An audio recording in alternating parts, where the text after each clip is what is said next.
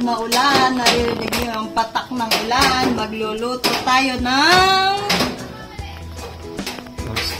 arroz caldo. At yun, ipakita mo yung ating ingredient. Sibuyas, luya, bawang, syempre manok, tsaka yung ating malagkit. Habang pinapainit na natin ang ating kasirola, maglalagay tayo ng mantika. Ito para sa mga hindi marunong magluto. Pero yung marunong na, hindi na po kayo manood. Yan. Painitin muna natin. Tapos una natin yung bawang. Yung bawang para pang toppings natin mamaya. Una muna natin siyang prito. Ang bawang. Pero sa kabilang banda, nagpapakulo na ako ng tubig para mamaya madali na siya maluto. Ayan. Ito-toast muna natin itong garlic. Ayan, kumulo na yung ating tubig. Yun yung pantubig natin mamaya. Sunugin muna natin ito pang topping.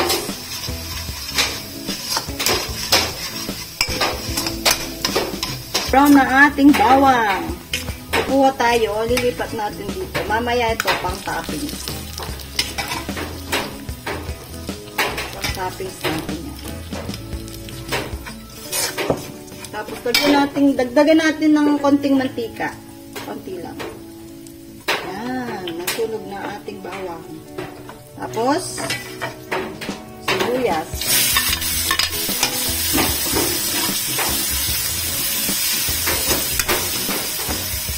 Na natin ang luya. Ay, napapon pa. Simutin natin. Ayan. Saluin natin.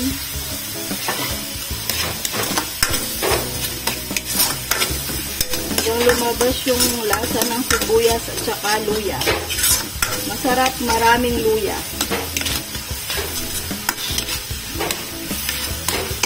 Konti ang apoy. Halo-halo lang. Walang tigil ang paghalo. Kasi medyo sunog na yung bawang. Ang bango.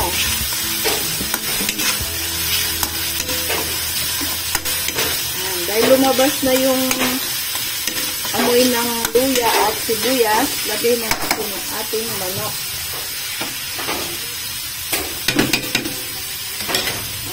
Manok. Puro pakpak ang nilagay ko. Ang binili ko para malasa. Yan, 1 kilo yan.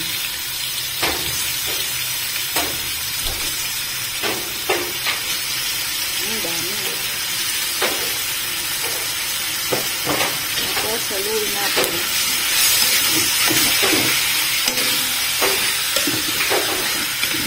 Ang dami.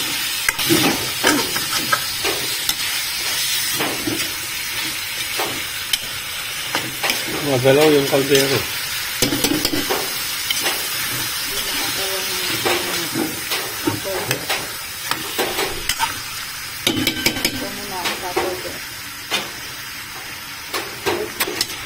Haluin natin siya hanggang mag-brown.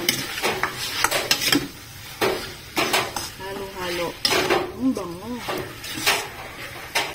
At ito yung pagluto. Habang ganyan siya, ilalagay ko na ang paminta, pepper, para malasa. Saka yung iba, pampaalis daw ng lansa ang pepper. Tapos, haluin. Hanggang maghalo ang paminta, luya, sibuyas, bawang, manok.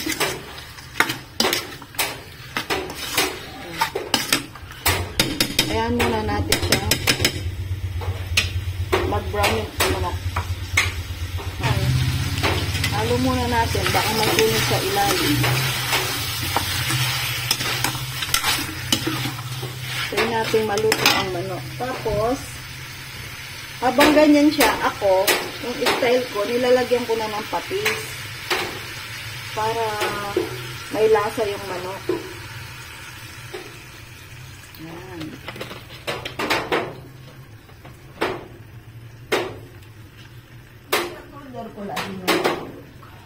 Tapos, halo natin para maglasa yung manok.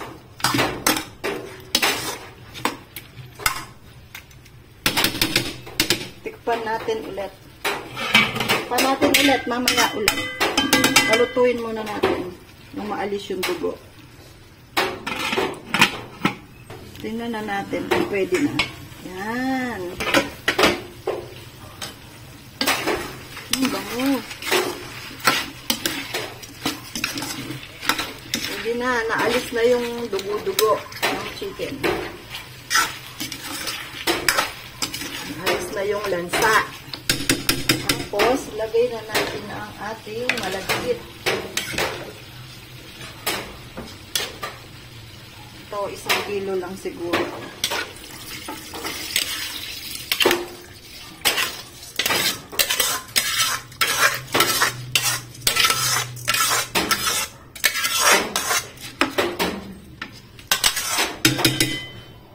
Ganyan po ang style ng pagluto ko ng arroz caldo. Excuse me po sa mga marunong.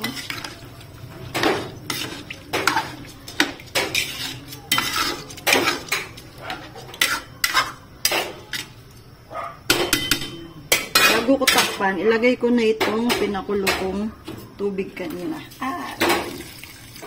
Punuin natin yan kasi marami yan. Mapupuno yan.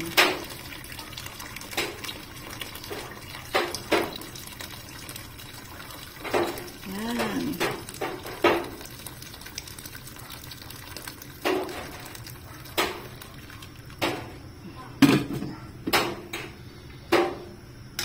Hintayin natin siyang kumulo.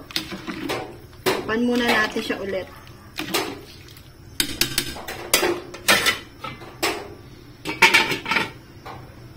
Tingnan natin kung kumukulo na. Yan, kumukulo na siya. Tapos, halo natin. Yan. Halo natin hanggang maluto na ang malagkit na bigas. Habang kumukulo, lagyan na natin pampalasa. Lagay natin ng Knorr chicken. Knorr, 2. Chicken, yan. Halu-haluin natin. Nakikita mong masabaw, pero pag naluto yung malagkit, mawawala yung sabaw niyan.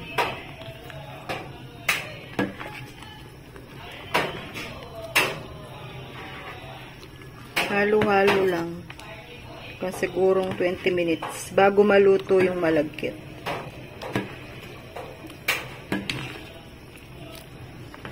Masarap ang arroz caldo pag umuulan. Daming chicken, no? Kasi ito na yun rin yung uulamin min yan. Hindi na ako magluluto ng ulam. Magtipid. Magtipid hanggat kaya. Yan. Ganito lang po ang pagluto ng arroz caldo. Ito pong video na to para sa mga hindi marunong. Pero yung mga marunong, wag mo nang panoorin baka. Hindi, joke lang po. Panoorin mo pa rin, syempre. Yan, hanggang maluto yung malagkit na bigas. Pag umuulan, masarap to. Inisip ko nga kung sopas or arroz caldo. Pero, sabi ng mister ko, arroz caldo daw. Yan. Hintayin natin siyang maluto. Halo-halo lang.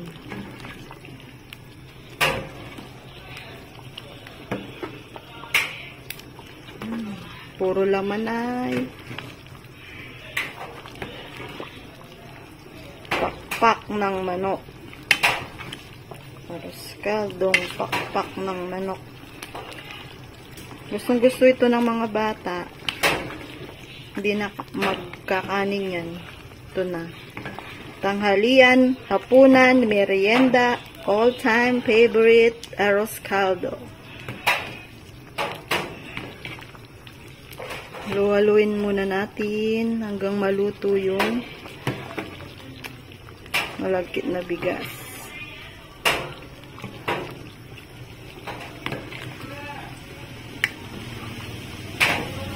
Mamaya na lang guys, update ko kayo pag luto na. Malapit na to. Halu-haluin ko lang ganyan. Para hindi masunog sa ilalim.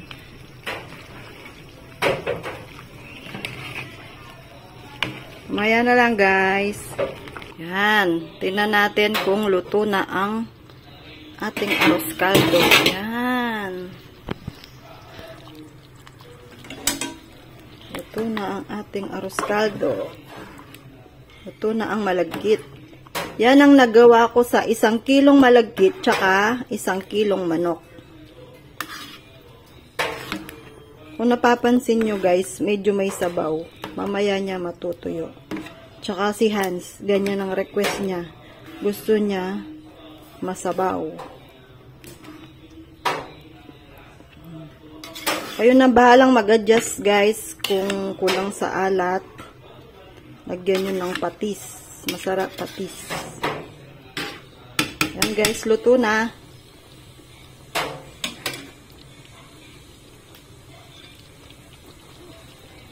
Kain na tayo. Yan. Dahil luto na ating arroz caldo, meron tayong kaninang bawang na pinrito, tapos bulong sibuyas. Tapos meron na tayong tiga-tikim. Nalasa? Masarap. Masarap. O, i-rate mo 10 out of 10. 11. Okay. Thank you. El vlog na yan. Pwede mo kaya kasi. Nagdagan mo paminta yung isa. Nagdagan? Yeah.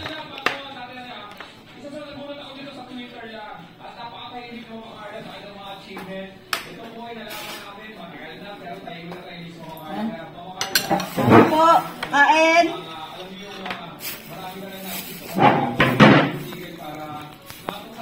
Kain po, arroz caldo. Nakita mo yung ano, yung bawang. Siya, kain na. Dahon ng sibuyas. Kain na po. Ikaw, tikman mo. Tikman mo. Kain po. Tapos i-rate mo kung ilan. Yung totoo, no? Hanggang ilan? 10 out of 10 lang.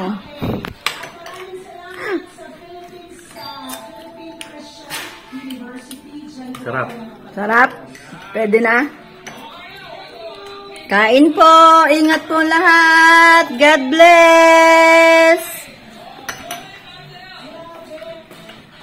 Sige po, bye-bye! Bye-bye! Thanks for watching. Please, Subscribe. like, share, and subscribe. Kung mapanood mo po ito, i-like nyo. Thank you po! Bye-bye!